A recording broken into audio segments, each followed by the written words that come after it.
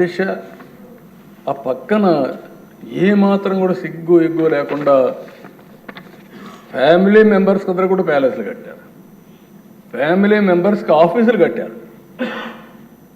అది ఏంటో ఇది విచిత్రమైన ఆలోచన. అదే మరి అక్కడ చూసి 7 బ్లాక్స్ కట్టారు.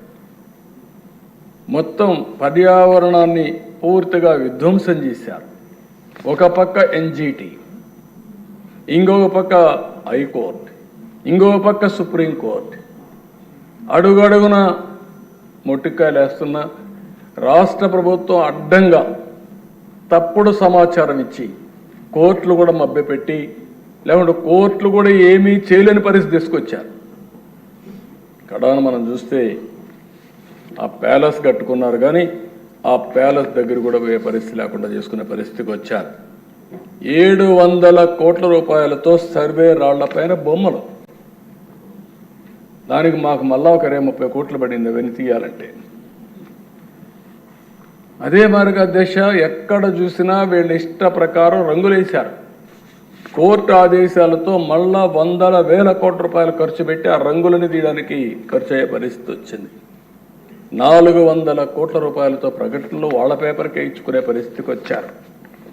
కడాన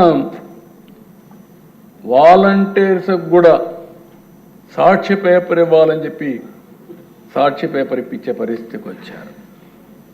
ఎంత అధికార దుర్వినియోగం చేయాలని అన్నీ చేశారు. కడాన ఒక 500 కోట్ల రూపాయలు ఖర్చు పెట్టుంటే ఈ గుంతలన్నీ పూడ్చే పరిస్థితి వచ్చేది. దానికి మనసు రాల, దీనికి మాత్రం డబ్బులన్నీ తగిలేసే పరిస్థితికి వచ్చారు. కడాన దిశ సోషల్ మీడియా సైకోలు తయారు చేశారు. డబ్బులు డిజిటల్ కార్పొరేషన్లో పే చేస్తారు, ఆర్మీని తయారు చేస్తారు. ఆ ఆర్మీని తయారు చేస్తే కడాన నా మీద నీ మీద అందరి మీద పెట్టారు, కానీ కడాన కన్న తల్లి పైన కూడా పోస్టర్స్ పెట్టే పరిస్థితికి వచ్చారు. అధ్యక్ష పోస్ట్ చేసే పరిస్థితికి వచ్చారు. ఆయన శీలాన్ని కూడా శంకించే విధంగా ఏమనాలి, మనుషుల జంతువులని అడుగుతున్నా. మళ్ళా సిగ్గు లేకుండా మాట్లాడుతున్నారు. ఈరోజు ఎక్కడికక్కడ మాట్లాడుతున్నారు. అంటే తల్లిని కూడా క్యారెక్టర్ అసాసినేషన్ చేసే వాళ్ళని మీరు నేను ఒక లెక్క, ఈ రాష్ట్ర ప్రజానికి ఒక లెక్క అని అడుగుతున్నా. నేను బాధ ఆవేదనతో అడుగుతున్నా. నేను అందుకే ఒకే మాట చెప్పాను, ఎన్డీఏలో ఏ లీడర్ కూడా ఇలాంటి అసభ్యకరమైన పోస్టులు పెట్టాం.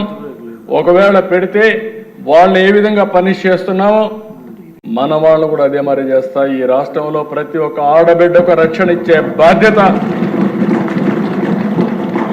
గౌరవంగా బ్రతికే విధంగా విధానాలు తీసుకొస్తారని చెప్పా. అందుకే ఒకే మాట అన్నాను, రాబోయే రోజుల్లో ఏ ఒక్క ఆడబిడ్డ కూడా అవమానపడడానికి వీల్లేదు. కఠినంగా వ్యవహరిస్తాం, మెర్సిలెస్గా ఉంటాం, చట్టానికి పదును పెడతాం. పదును పెట్టడమే కాదు, అలాంటి వాళ్ళు ఈ రాష్ట్రానికే ఒక విధంగా చెప్పాలంటే ఈ రాష్ట్రంలో ఉండడానికి కూడా అర్హత లేదు. నేను చాలా స్పష్టంగా చెప్తున్నా, ప్రజల కోసం, ఆడబిడ్డల రక్షణ కోసం ఈ ప్రభుత్వం కఠినమైన నిర్ణయాలు తీసుకొని ఉక్కు పాదంతో అణిచివేస్తాం తప్ప వదిలిపెట్టే సమస్య లేదని మరొకసారి ఈ సభ ద్వారా ఆడబిడ్డలందరికీ విజ్ఞప్తి చేస్తున్నా. ఇది ఒక ఆర్గనైజ్డ్ క్రైమ్. మామూలుగా ఎవరో ఒకరు ఇద్దరు పెట్టుకుంటే దాన్ని మనం కంట్రోల్ చేయొచ్చు, కానీ ఇది ఒక ఆర్గనైజ్డ్ క్రైమ్ చేసే పరిస్థితికి వచ్చారు. అయితే దిశ ఈరోజు రాజకీయాల్లో అవినీతి చూస్తుంటాం, కానీ అవినీతి అక్రమాల కోసమే రాజకీయానికి వచ్చిన వాళ్ళు. ఇది ఒక పెద్ద ప్లానింగ్. దిశ 45 ఏళ్ళైంది మా పార్టీ. ఇంతవరకు మాకు పేపర్ లేదు, టీవీ లేదు. పార్టీ పెట్టేటప్పుడే, పార్టీ పెట్టకపోయినా ఒక టీవీ లేకపోతే ఒక పేపర్ ఇవన్నీ క్రియేట్ చేసుకొని స్టార్ట్ చేశారు. ఇంకొక పక్కన అధ్యక్ష ఎక్కడ చూసినా పెద్ద ఎత్తున అవినీతి కొత్త నిర్వచనాలు చేసుకొచ్చే పరిస్థితికి వచ్చారు.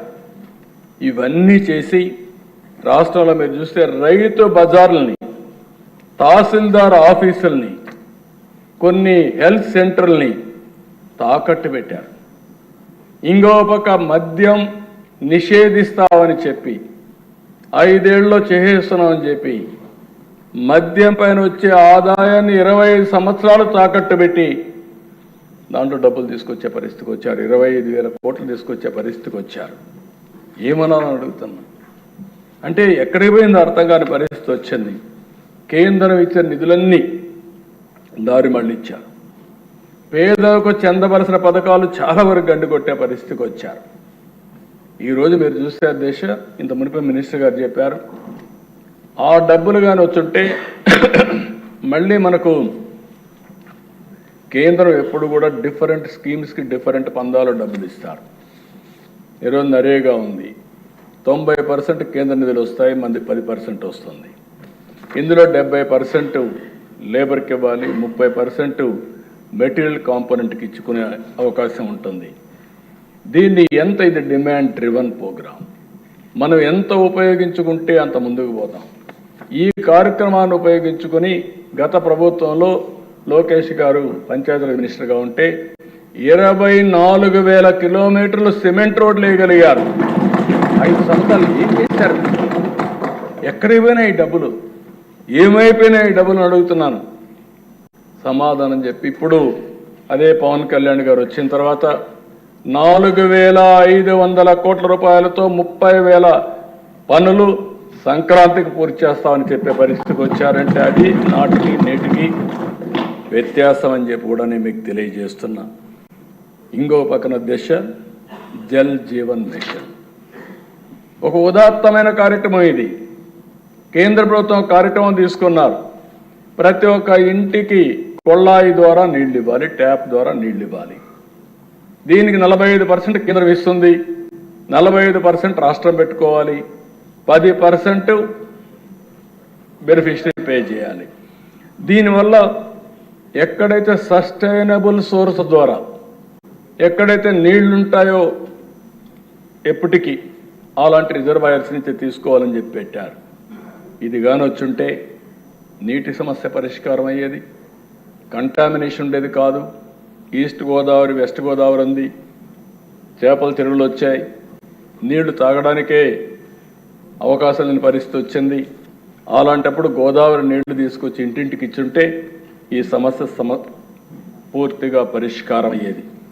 అలాంటిది యూపీ చూస్తే, ఉత్తరప్రదేశ్ చూస్తే 1,00,000 కోట్ల రూపాయలు వాళ్ళు ఖర్చు పెట్టి ఈ కార్యక్రమాన్ని పూర్తి చేసుకునే పరిస్థితికి వచ్చారు.